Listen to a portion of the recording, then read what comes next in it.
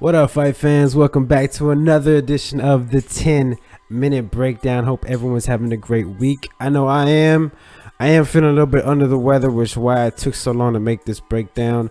I wanted to see if I cleared up. I should have had it out Tuesday night. Wednesday night passed by. It wasn't feeling too good. Still don't feel 100%, but I'm out here. I got to get the bills paid. I got to get to work. I love making these videos, and it's a big fight. I can't not just ignore this fight this weekend. Big fight, Triple G, Gennady Golovkin versus Canelo, Mr. I was born ready, Alvarez. Great fight. It's one of those fights that I can see going both ways. Many ways, actually, both ways. Many ways. I can see Gennady Golovkin knocking out Triple G knocking out Canelo. I can see Canelo knocking out Triple G. I can see Triple G outboxing Canelo. I can see Canelo outboxing Triple G. It's kind of a toss-up. That's how it just goes to show you how competitive it is. Not that I'm indecisive. I have decided who I think is going to win this fight, and I'm going to break it down. As always, I'm going to give you guys the keys to victory for both fighters and who I think at the end is going to win this fight, who I think you should put your money on. And I've been on a roll lately, guys. I've been knocking out of the park, if you will.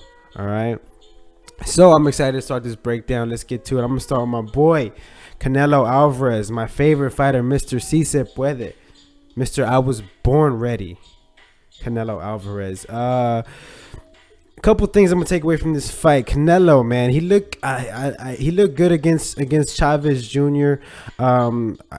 As one side of the fight was kind of boring, but I was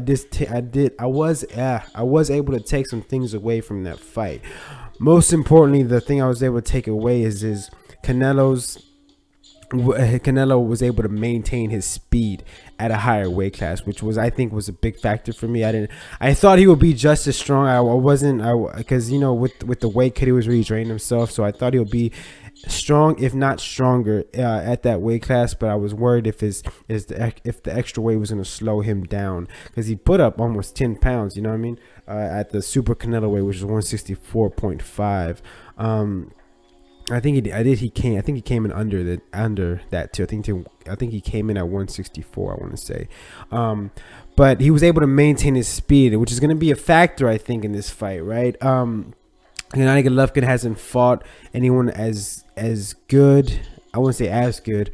Hasn't fought anyone with the speed of Canelo Alvarez. He has great reaction, great timing. He's a very good counterpuncher. He hasn't fought much of a counterpuncher though. Only the guys he's really fought were good boxers. Like Gennady Golovkin had a little trouble with Kell Brook, however long that fight lasted, and of course, I thought he lost to Daniel Jacobs, but it was a close fight. I did see it going either way, but when you get a little bit of superior boxing skills, you kind of see the holes in Gennady Golovkin's game, right? Because his game is very basic. It's very come forward. While Triple G doesn't have crazy knockout power. Now, let me explain, people. Let me explain. All right, don't Triple G's the biggest punch.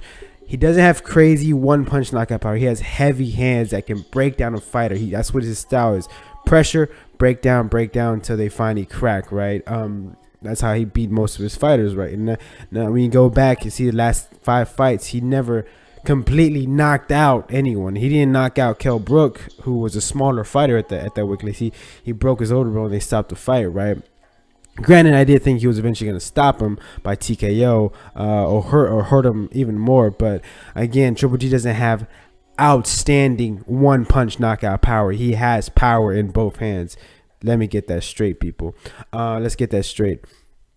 But with Canelo is that he's very good in the pocket. He's very good with the counters. He has very good head movement. But he likes to lay on the rope a little bit. He has these lows in his fight. What are lows? They're not lows in a fight where fighters take a round off. You see Adrian Broner do it. You see Mayweather do it a couple of times. And Canelo likes to do it a lot too. Now, this could be a good and bad thing, right? good as in you have a little bit of time to recover. Bad is that you end up losing rounds, and sometimes it can hurt you even more than it can help you, right?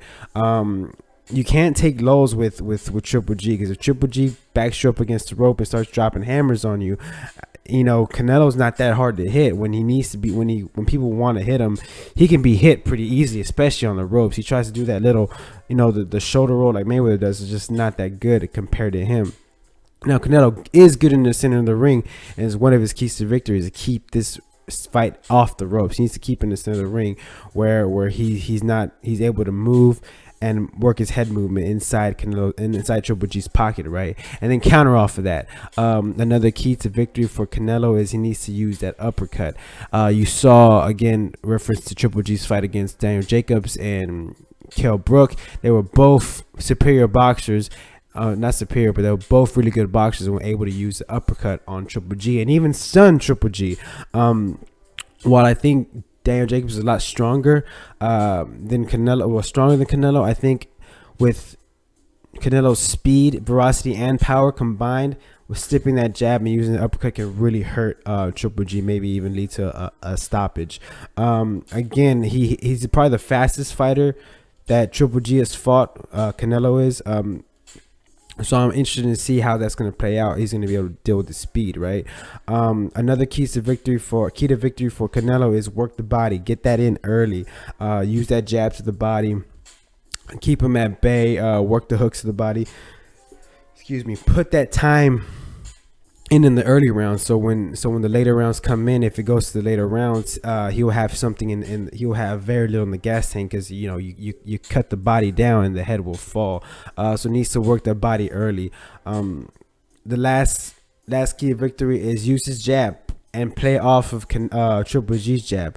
Triple G can be very lazy jab sometimes, kind of pawing at you, trying to set up a big shot. So I think that's going to be where Canelo does most of his damage, off of his jab. And of course, establishing his jab to keep Triple G at bay. He has a strong, stiff jab that's fast and can be effective if used properly, right? Again,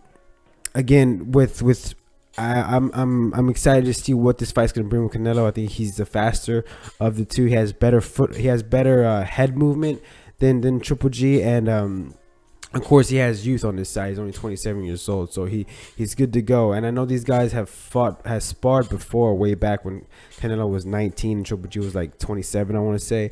And from what I hear is that Triple G gave Canelo the work. Now again, sparring, and Triple G, Canelo was a smaller fighter back then, and he's not half the fighter than he was back then. He's improved leaps and bounds. He's improved every fight I've seen, honestly. Again, his footwork's not great, but I think it's gonna be more ideal for him to stay in the middle of the ring and slip under Triple G's jabs, not to take him on the shoulder or on the punch where he breaks it down, but to slip and make him pay in the middle of the ring, and eventually try to stop him if he can, or outbox him for the rest of the fight. Let's move on to my boy Triple G, Mr. Gennady Golovkin. Very strong fighter. The boogeyman of the division, if you will, at 160. Doesn't have crazy knockout power, but he has very power in both hands, which not a lot of fighters have, right? They have a good jab and a strong right hand. He has power in both hands, a strong jab and a strong right hand cross.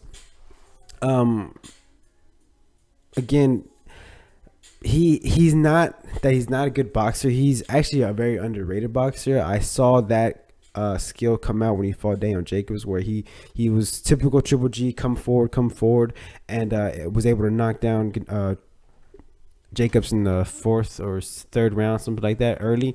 And Jacobs got back up, was able to kind of outbox him, and then that's where you saw a little shift in momentum for Gennady Golovkin. He went to a more conservative style and using his jab a lot. I never see him use his jab that good, not many times or that well in a fight.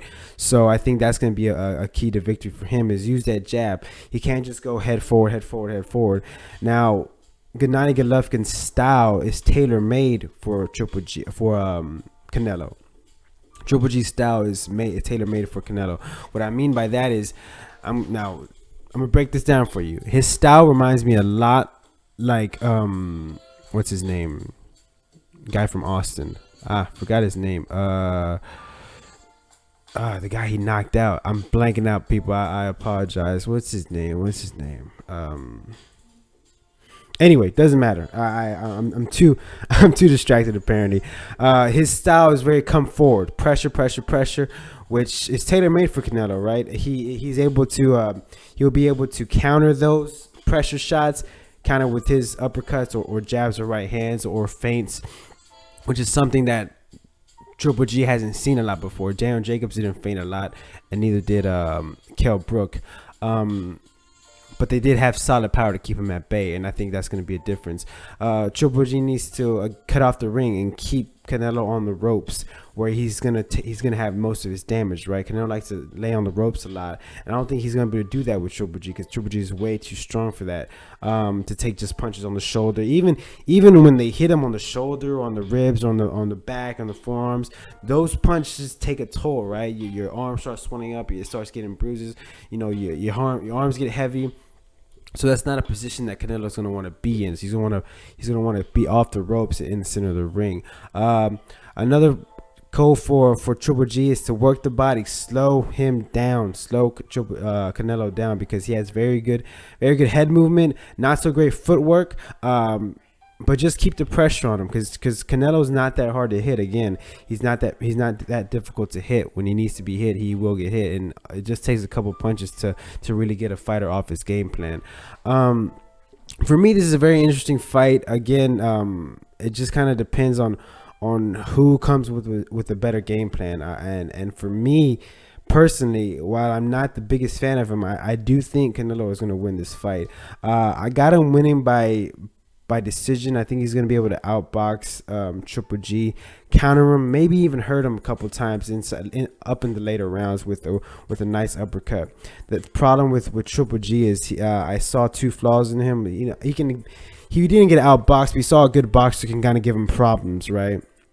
Add in good feints, add in speed, add in decent power, you have a recipe for disaster for Triple G, and especially a fighter who has a really good uppercut like Canelo. You saw that in the Kell Brook and Jacobs fight, where he got caught a couple of times with some nasty uppercuts that really hurt him and stunned him. And I think if he gets caught with Canelo's uppercut, it could really determine where the fight ends up, right? So there you go. That's my pick, guys. I'm picking Canelo Alvarez to win this fight by decision. I think his speed, I think his counter abilities and his volume punch is going to be the big difference in this fight. So I appreciate you guys stopping by. Make sure to like, share, and subscribe if you like this video. Let me leave a comment at the bottom. Let me know who you think is going to win this fight. Big fight, so make sure to stay tuned. September 16th is going to be a great fight. Triple G versus Canelo Alvarez. It's going to be a good main undercard as well. So make sure to tune into that as well. Hope everyone have a great week. Again, make sure to like, share, subscribe, and we'll see you on the next one. Later.